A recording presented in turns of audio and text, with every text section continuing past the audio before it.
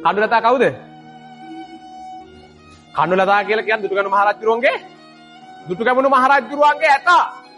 ඒ මනුස්ස ඒ කියන්නේ මිනිස්සෙක් නොවුනට මනුස්ස හිතක් තිබිච්ච මහා වීරයෙක් කඩුලතයි කියලා කියන්නේ.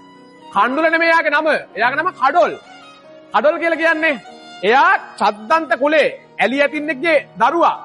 ඇලි ඇතින්නෙක්ගේ කුසලතාව තමයි මේ ඇත්පැටිය උපදින්නේ. හැබැයි මේ ඇත්පැටිය උපදින දවසේ ඇතිනි දාලා යනවා වෙරළයිනේ. මේ වෙරළට වැද්දේ මාළු මරන්න. එයාගේ නම තමයි කඩොල්. අන්න එයා තමයි මේ ඇත්පැටිය අරගෙන ගිහිල්ලා කාවන්තිස්ස මහරජුරවන්ට දෙන්නේ. ඒ නිසා කාවන්තිස්ස මහරජුරෝ වැද්දේගේ නම තමයි එතාට දාන්නේ කඩොල් කියලා. විශේෂත්වය තියෙන්නේ දුටුගැමුණු මහරජුරොත් එක්ක තමයි උපදින්නේ ඇත්පැටියා. ඒ වගේම තමයි සද්ධාතිස්ස මහරජුරෝ දුටුගැමුණු මහරජුරෝ එකට තමයි කඩොල්ලතා එකට ලොකු වෙන්නේ. හරිද?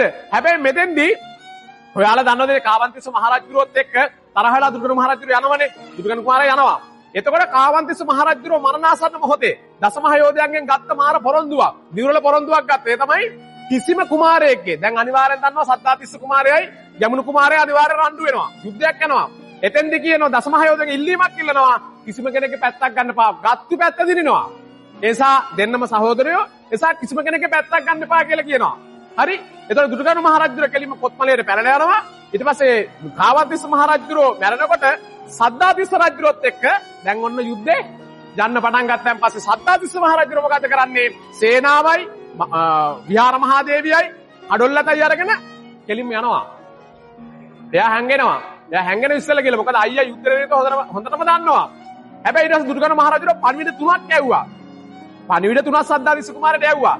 එක පණිවිඩයකටවත් උත්තර ආවේ නැහැ. ඒ උත්තර ආවේ නැත්නම් මොකටවත් නෙවෙයි බයට. ගැමුණු කුමාරයා හැටි දන්නව නැත්නම් ගැමුණු කුමාරයා බය නැත්තම් මගේ නැත්තම් බුදුහාමේ කාවන්තිස්ස මහරජුරට තරහ වෙලා ආරත් එක්ක යුද්ධ කරන්න එයිද කියලා කියනකො බය නැත්තම් දේවාන මේ අපේ සද්ධාතිස්ස මහරජුරෝක දන්නවා. සද්ධාතිස්ස කුමාරයා දන්න හින්දා පණිවිඩ වලට උත්තරය ඇව්වේ නැහැ. හැබැයි ඒකෙන් දැනගත්තු ගැමුණු කුමාරයා කෝ අනිවාර්යයෙන් මම උපත් එක්ක යුද්ධ කරනවා. මොකද මට උත්තරයක් ආවේ නැහැ තාම. මොකද කියන්නේ කඩොල්ලතා දෙන්න විහාර මහදේවිය දෙන්නේ කියලා ඉල්ලන්නේ. අම්මා දෙන්නේ කියලා කියන්නේ. අම්මා දෙන්න මට. හරිද? ඒකට උත්තරය ඇව්වේ නැහැ. ඊට පස්සේ මම කරත්තරන් අම්මේ දුටුගැමුණු කුමාරයා අණ්ඩායමත් එක්ක ආව යුද්ධෙට. හැබැයි සද්ධාතිස්ස කුමාරයා බල සම්පන්නයි. කඩොල්ලතා ඉන්නවා, අම්මා ඉන්නවා, ඒ විතරක් නෙමෙයි සේනාව ඉන්නවා. ඒ මොහොතේදී ඔය යුදකනාව චෛත්‍ය හදලා තියෙන එතන ඒ මොහොතේදී දුටුගැමුණු මහරජුරෝ පරාදයි යුද්ධෙන්. පැනලා යනවා. පැනලා ගියේ දීගතුන්කයි කියලා වෙලබක් ඉන්නවා. දුටුගැමුණු මහරජුරට දීගතුන්කෑ ඒ ආයි වෙලබක් කියලා කරන ඔය සත්තු හොඳට මතක තියාගන්න. ඔය මේ රටේ අපිට සම්බුදු ශාසනය බේරගන්න අපේ ජාතිය බේරගන්න ඔය කඩොල්ලතාව, දීගතුන්කාව, අස්වැසෙන්නාව, ඇත්තේසෙන් ආවනේ. ඔයාලා මතක තියාගන්න යාලේ සත්තු නෙවෙයි ඈ. එයාලා අපේ ජාතියට පහළ වුණු, ජාතියේ පිනට පහළ වුණු මහා උත්තම වීර චරිත. දීගතුන්කයි, ඒකට දීගතුන්ක වෙලබයි ඇමතියයි එක්ක දුර්ගැමුණු මහරජුරු පැනලා ගියා. පැනලා ගියන් පස්සේ නැවත සේනා සංවිධානය කරා. පැනලා යද්දි මතක තියාගන්න දුටුගැමුණු මහරජුරෝ දීගතුන්ක වෙලබ පිටේ නැගලා යනකොට කඩොල්ලතා එළවනවා පිටිපස්සේ. සද්ධාතිස්ස රජුරෝ ඉන්නේ උඩ. කඩොල්ලතාගේ උඩ එල්ලවගෙන යනවා. එළවනකොට අනිවාර්යයෙන් රහතන් වහන්සේලා දැනගත්තා මේ යන ෂොට් එක මරනවා දුර්ගැමුණු මහරජුරෝ.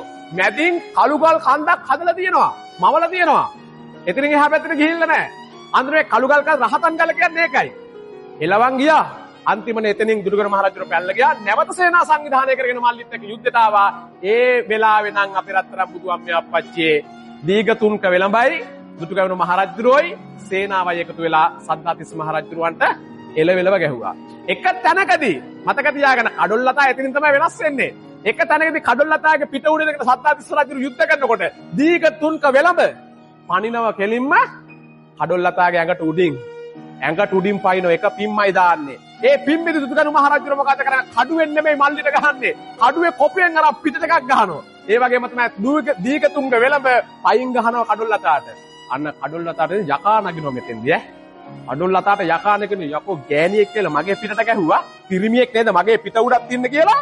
මොකද්ද කරේ? ගහප්පල්ලට ගිහිල්ලා හලලා දැම්මා සද්ධාතිස්ස කුමාරයා බිමට. දානේ කෙලින්ම ගිහිල්ලා දුටුගැමුණු මහරජුරෝ ගාවට ගියා. මේ ඔක්කොම ජාතිය පිනට වෙච්ච දේවල් මගේ රත්තරන් අම්මේ. තේරුණානේ? අන්න ඊට පස්සේ තමයි කඩොල්ලතා ගන්නේ කණ්ඩුලතා විදියට දුටුගැමුණු මහරජුරෝ ගාවට.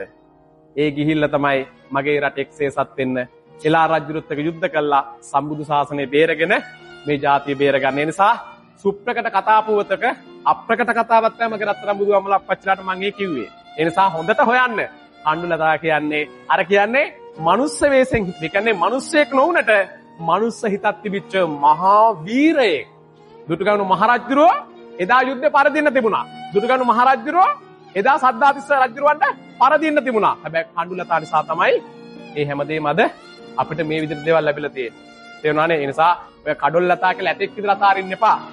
ඔය ඇත්තටම කියන්නේ දිව්‍ය ලෝකෙන් ආපු දෙවි කෙනෙක් තමයි අපිට කඩොල්ලතා විදිහට ඇවිල්ලා තියෙන්නේ. ඒ නිසා මගේ රත්තරන් බුදු අම්මලා අප්පච්චිලාට මේ ඇසල පොයි දවස් මම ප්‍රාර්ථනා කරනවා අනන්ත සංසාරේ පටන් මේ මොහොතක් කමා කලාව යම් පිනක් වේද ඒ සියලුම පින් වලට අනුමෝදන් කළා චතුරාර්ය සත්‍ය අවබෝධ කරගෙන නිවන් අවබෝධය පිණිස මේ පින් හේතු වාසනාව වේවා කියලා